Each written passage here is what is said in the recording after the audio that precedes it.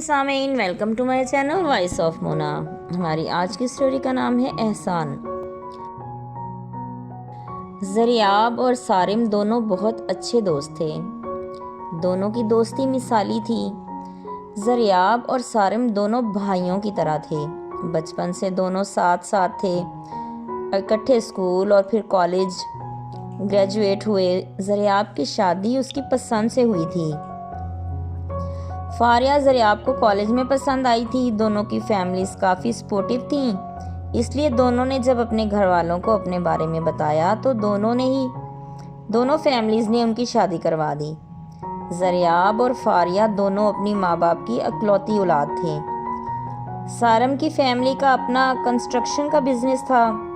سارم نے گریجویشن کے بعد اپنا فیملی بزنس جوائن کر لیا تھا، لیکن سارم بیزی ہونے کے باوجود زریاب کو پورا ٹائم دیتا۔ زریاب بھی سارم کے بغیر نہیں رہتا تھا۔ زریاب سارم سے اپنی ہر بات شیئر کرتا تھا۔ زریاب سارم سے اپنی فیملی سے بھی زیادہ اٹیچ ہو گیا تھا۔ سارم بھی ہمیشہ اس کے لیے اویلیبل رہتا۔ جب بھی زریاب کو سارم کی ضرورت ہوتی وہ آتا، اور جب بھی سارم کو زریاب بھی اس کے پاس آتا۔ سارم کی فیملی اس کی شادی کرنا چاہتی تھی۔ سارم کی ایک بہن اور 2 بھائی تھے۔ سارم سب سے بڑا تھا، اس سے چھوٹی اس کی بہن تنزیلہ اور اس سے چھوٹا بھائی شازل اور سب سے چھوٹا امان۔ سارم کے والد امجد صاحب کافی سنجیدہ طبیعت کے تھے۔ سارم کی والدہ عالیہ بیگم کافی سمجھدار خاتون تھیں۔ سارم اپنے والد سے زیادہ اپنی والدہ عالیہ بیگم سے اٹیچ تھا۔ ماں کا کوئی بھی حکم نہیں ٹالتا تھا، ہر بات مانتا تھا۔ عالیہ بیگم سارم کی شادی کرنا چاہتی تھیں، پر سارم ابھی نہیں کرنا چاہتا تھا۔ صبح ناشتے کی ٹیبل پر عالیہ بیگم بات کرتے ہوئے سارم کی طرف دیکھ رہی تھیں، جو کہ حسب معمول شادی کی بات پر سر جھکائے ناشتہ کرنے میں مصروف تھا۔ عالیہ بیگم نے کہا، بہت اچھا رشتہ ہے امجد صاحب، ہم کل ہی لڑکی دیکھنے جائیں گے۔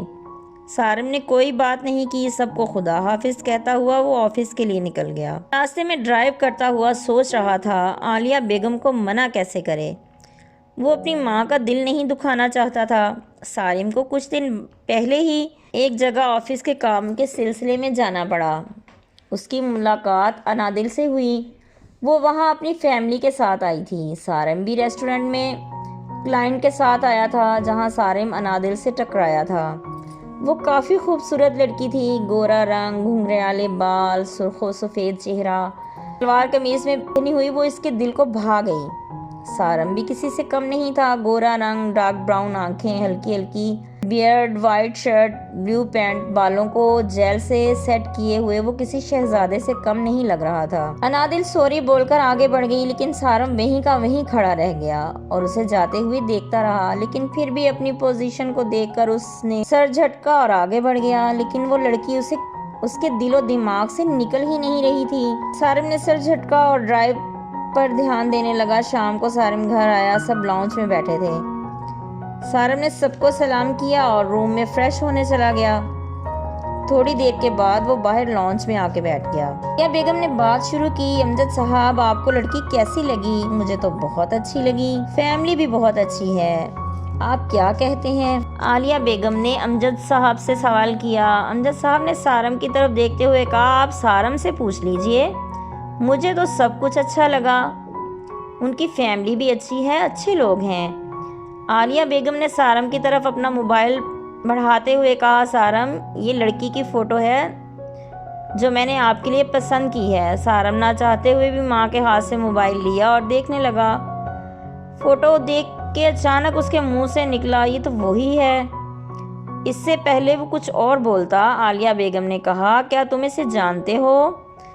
سارم نے فوراً اپنی زبان کو بریک لگاتے ہوئے کہا، نہیں میں نہیں جانتا، لیکن اگر آپ کو پسند ہے تو میری طرف سے ہاں ہے۔ یہ کہتے ہوئے وہ وہاں سے چلا گیا۔ رات کو زریاب کو یہ ساری باتیں بتا رہا تھا۔ زریاب کافی کا سپ لیتے ہوئے اس کی ساری باتیں بڑی دلچسپی سے سن رہا تھا اور لاسٹ والی بات پر زور سے کہکہا لگانے لگا۔ سارم نے منہ بسورا تو زریاب نے سارم کے کندھے پر ہاتھ مارا، پھر دونوں ہنسنے لگے۔ انادل کی فیملی سارم کو دیکھنے آئی، ان کو سارم بہت پسند آیا، انہوں نے بھی ہاں کر دی۔ شادی کی ڈیٹ فائنل ہو گئی۔ سارم، انادل کی فیملی سب شادی کی تیاری زور و شور سے کرنے لگے۔ زریاب بھی ہر کام میں پیش تھا۔ فائنلی شادی کا دن آ گیا۔ سارم بہت خوش تھا، شادی بہت ہی دھوم دھام سے ہوئی۔